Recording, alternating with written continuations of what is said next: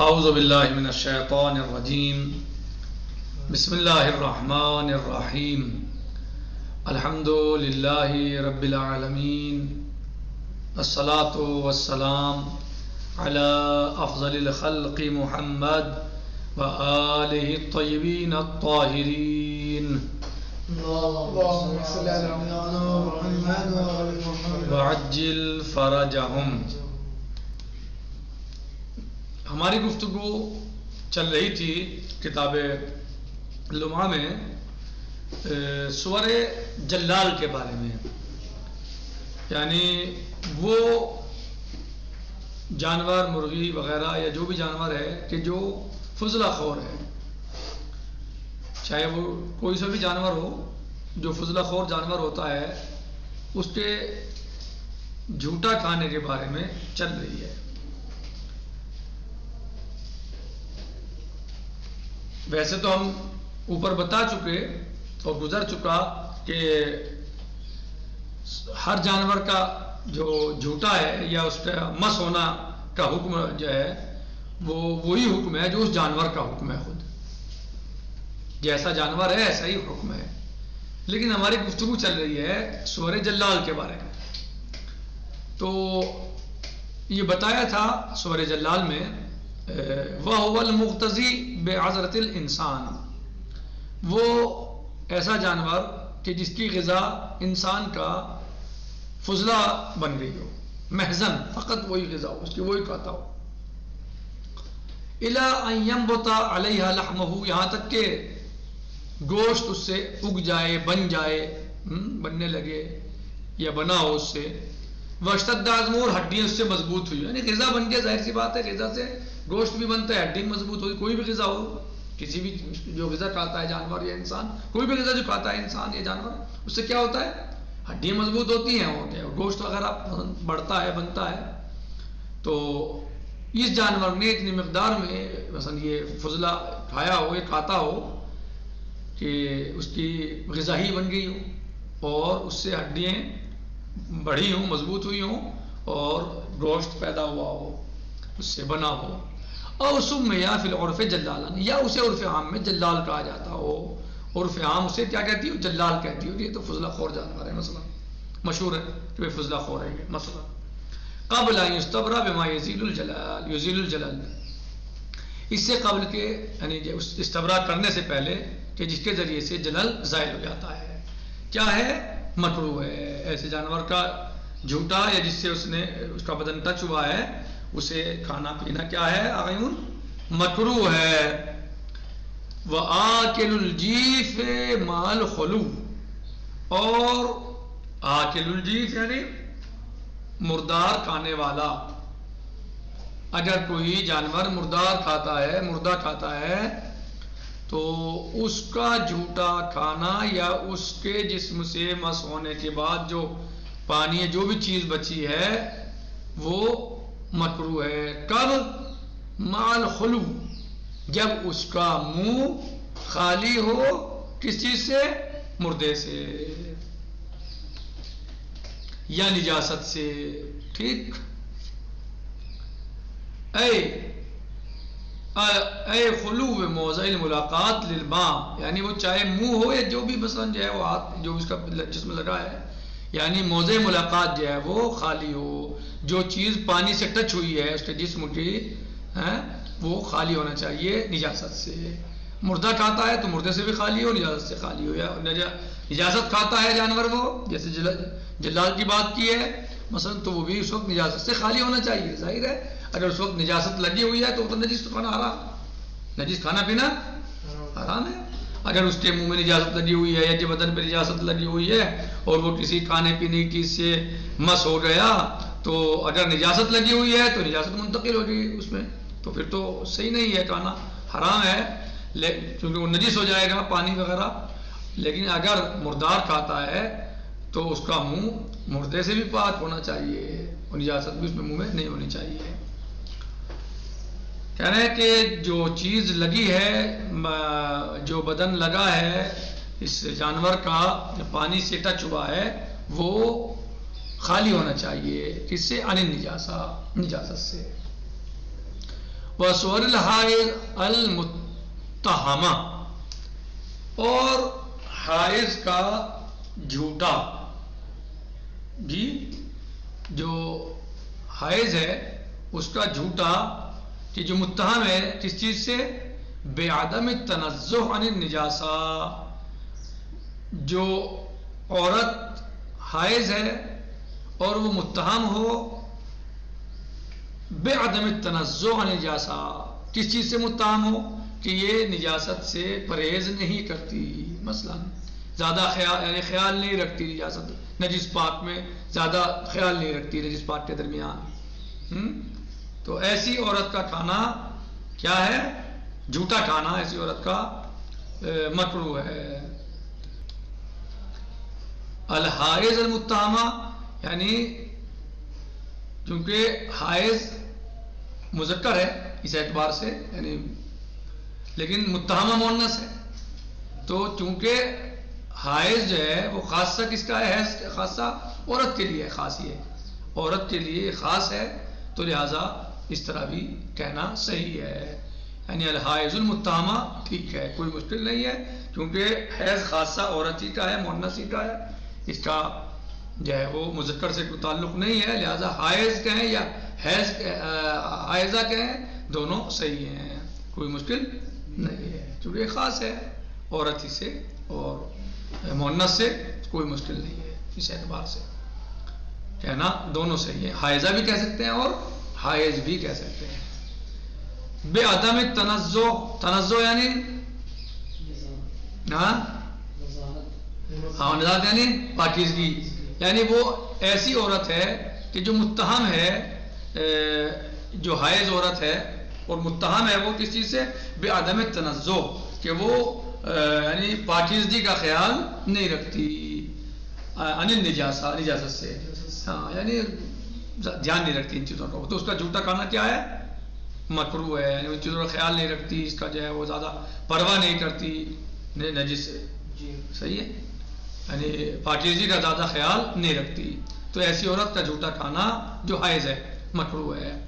وَأَلْحَقَ بِهَا الْمُصَنِّفُ، اور اسی سے ملحق کیا ہے مصنف نے، کس سے؟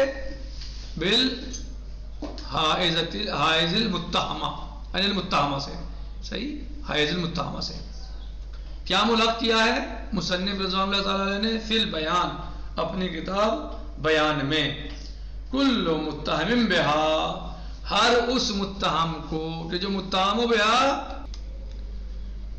کل متہم بہا، جو بھی متہم بہا یعنی عدم التنزہ عن النجاسہ، جو نجاست کے بارے میں یعنی پاکیزگی کا جو خیال نہیں رکھتا، کوئی بھی ہو جو بھی متہم ہوگا اس کا یہی حکم ہے، جو انسان نجس اور پاک کا یعنی طہارت کا خیال نہیں کرتا، چاہے مرد ہو یا عورت ہو، ایسے انسان کا جھوٹا کھانا مکروہ ہے، یا اس کا مثلا جو بدن لگا اس پہ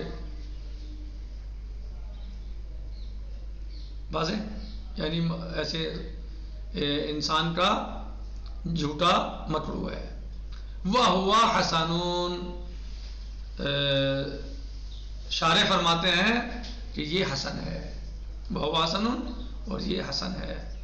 وَسُوَرِ الْبَغَلِ وَالْحِمَارِ، واضح ہو گیا یہاں تک؟ وَسُوَرِ الْبَغَلِ وَالْحِمَارِ، کہہ رہے ہیں کہ بغل وہی خچر اور حمار گدھا، خچر اور گدھا، گدھے اور خچر کا جھوٹا، وَهُمَا دَاخِلَان، اور یہ دونوں داخل ہیں فی تبعیت الحیوان، حیوان کی تبعیت میں، فی الکراہات، یعنی جیسا یہ اسی میں داخل ہیں، کس میں؟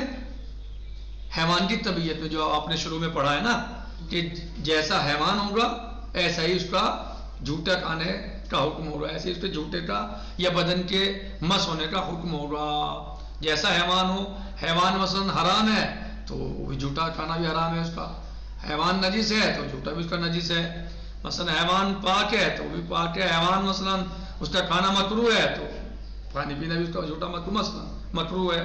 کہہ رہے ہیں کہ یہ بغل اور حمار یہ دونوں داخل ہیں طبیعت حیوان میں، کراہت میں. کیونکہ ان دونوں گوشت کھانا کیا ہے؟ بغل اور حمار کو کھانا کیسا ہے؟ مکروہ ہے. تو لہٰذا جھوٹا کھانے میں بھی یہ اپنے طبیعت کے اعتبار سے ان کا حکم ہے جی مکروہ ہے. جیسے ان کا جو ہے خود کھانا مکروہ ہے، ان کو کھانا مکروہ ہے، ایسے ہی ان کا جھوٹا بھی کھانا مکروہ ہے. تو یہاں طبیعت حیوان سے مراد یعنی یہ یہاں پر جو حکم آیا ہے بغل اور حمار کا، یہ طبیعت حیوان کے حکم سے آیا ہے، الگ سے حکم نہیں ہے کوئی، بلکہ وہی حکم ہے جو ہم نے طبیعت حیوان میں بیان کیا ہے. کیا بیان کیا ہے؟ کہ جیسا حیوان ہے ایسا ہی حکم ہے. اگر اس کا جھوٹا کھانا، اگر اس کا خود کھانا حرام ہے تو جھوٹا کھانا بھی حرام ہے. وہ نجیس ہے تو جھوٹا بھی نجیس ہے. اگر اس کا کھانا مکروہ ہے تو جھوٹا کھانا بھی مکروہ ہے. اگر وہ مثلاً پاک ہے تو جو جھوٹا ہے اس کا وہ بھی پاک ہے. واضح؟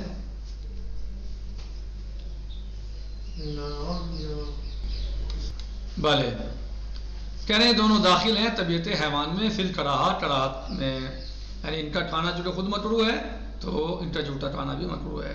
وَإِنَّمَا خَصَّهُمَا لِلتَّأَكُّدِ الْكَرَاهَةِ فِيهِمَا، اور صرف ان دونوں کو خاص کیا ہے تاکید کے لیے. کیا ہے کہ ان دونوں میں تاکید ہے. کس چیز کے بارے میں؟ کراہت کے بارے میں. ان کی کراہت کے بارے میں تاکید ہے. بغل اور حمار کی کراہت کے بارے میں تاکید ہے، یعنی کراہت ہے تاکید کے ساتھ. وَسُوَرِ الْفَارَةِ وَالْحَيَّةِ، اور چوہے اور سانپ کا جھوٹا. وَكُلُّ مَا لَا يُؤْكَلْ لَحْمُهُ إِلَّا الْحِرُّ، اور ہر وہ جانور جس کا گوشت نہ کھایا جاتا ہو الا الحر، بلی کے علاوہ.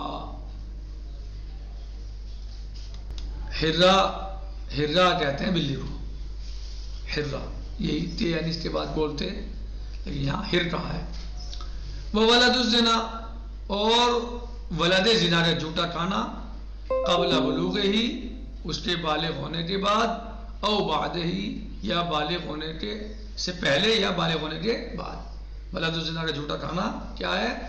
یعنی اس کے بالغ ہونے سے پہلے بھی اور بعد میں بھی. او ما اظہار ہی للاسلام، جب وہ اسلام کا اظہار کرے. یعنی بالغ ہونے کے بعد کب؟ جب وہ اظہار کا اسلام کرے، یعنی اظہار اسلام کرے. یعنی ظاہر سی بات ہے اگر اظہار اسلام نہیں کیا تو پھر تو کیا ہو جائے گا؟ اگر اظہار اسلام نہیں کیا اس نے بالغ ہونے کے بعد تو پھر جھوٹا کیسا ہو جائے گا؟ اس کا حرام نجس ہو جائے گا، جو کہ ظاہر ہے. تو لیکن قبل اسلام جو ہے وہ اس کا جھوٹا، یعنی ظاہر ہے بالغ بچے پر تکلیف عائد نہیں ہوتی، وہ نابالغ بچے پر تکلیف عائد نہیں ہے. تو لیکن جب وہ بالغ ہو گیا تو اب اسلام کا قبول کرنا اس کے لیے ضروری ہے، اور نجس اور پاک کا حکم اس پہ لگے گا. لہذا اسلام بالغ ہونے کے بعد جب وہ اسلام کا اظہار کرے.